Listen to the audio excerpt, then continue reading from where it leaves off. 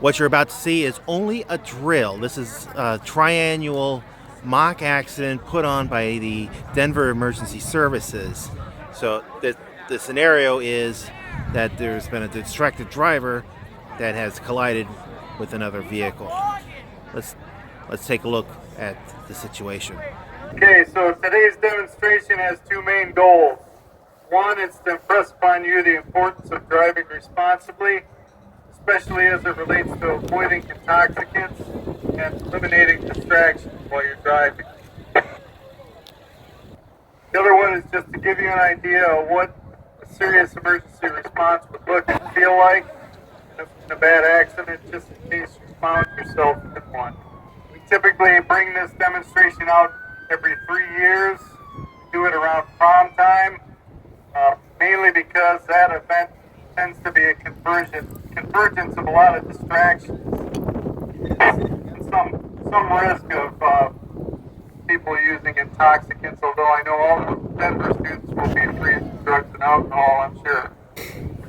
So many of you may not know this, but back in the late 80s, there actually was a two-car collision, head-on collision, right after prom here with Denver people, and there was one fatality, several folks that were actually seriously injured. I believe it was the class of 1986, if I'm not mistaken. I can't recall how long after that we started doing this, but it's something that we do again every 3 years to try and give students an exposure to just how serious something like this can be. But distracted driving just isn't a problem around prom time. It happens every day out on the road. All you gotta do is look at the car next to you. People are on their phones. Ladies are doing their makeup. I mean, it's crazy. So there's lots of different ways to get distracted. Even when you're driving, adjusting the radio, parents trying to discipline their kids in the back seat.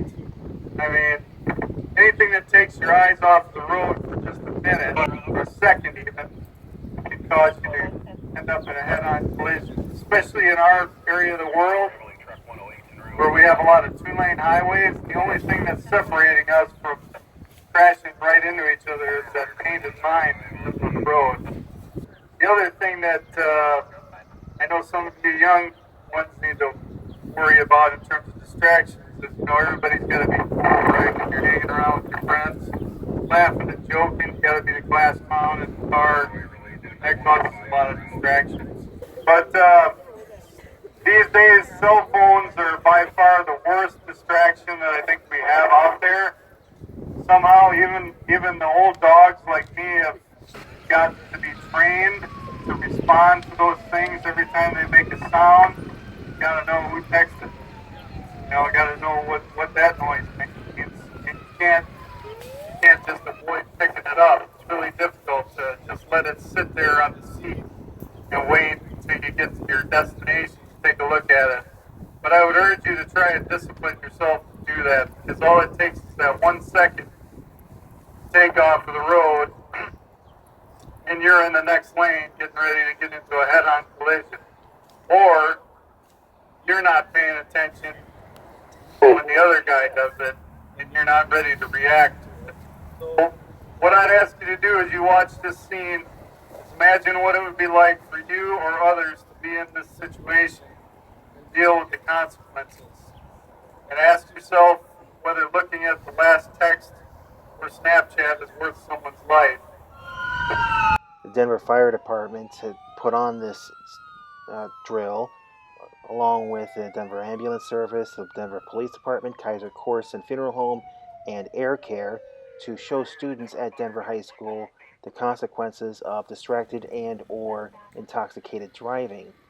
This is a triannual scenario, and in this case we have 6 students involved: Haley Knoll, Luke Kepke, Sam Gierke, Melissa Stock, Ben Felsky, and Eli South, all in different roles, with 2 of them having serious injuries, 1 with a minor injury, 1 with a critical injury being flown by the helicopter, and 1 being charged with operating while intoxicated, even though she in reality blew a 0. In this drill, she blew a .16, which is twice the legal limit. And prom coming up on April 27th, school officials and the fire department wanted to help drive this home, so when they are ready to go out on the town. It was very surprising to see what people would actually go through being in that situation. Well, how was it determined that you would be the critical injury? Oh, we just draw out of a hat to see who would be able to be the. And what was your reaction when you drew critical? I was excited. I was excited to be able to ride in a helicopter. So what was that like? It was really interesting to be up that high and seeing all the houses from that high. So what do you think that your classmates and peers here at Denver High School would get out of this? Just be more careful when driving. Always pay attention to the road. Never use alcohol while driving or use your phone while driving. Denver. So what do you feel that these kids should take out of this witnessing this exercise? Well, to see it in person has such an impact on our students, and our fire department and our police department do a great job of putting this together to show the actual what happens in these types of situations, and hopefully it makes kids think twice or reconsider if they're going to be doing something illegal or doing the distracted driving, that they reconsider and hopefully see the consequences of what happens. And what do you think the kids who witnessed this should take out of this? Well, I hope they all take it to heart, but you might have some that don't, and other ones are going to take it real serious. So as long as we can stop one thing, that's what we're looking for. So. And now, how do you feel about the way the participants performed in their roles today? Well, they did a good job. So, to lay out here in the cold weather as long as they did, and hang out, they did a great job. So. In this scenario, 1 fatality, 1 critical injury, a couple of serious injuries, being taken by ambulance, and the driver got arrested for OWI, operating while intoxicated. So the emergency services here in Denver hope that the students that were witness to this learn something about this exercise as prom season is underway. From Denver, this is Eric Van Sickle reporting for Waverly Newspapers.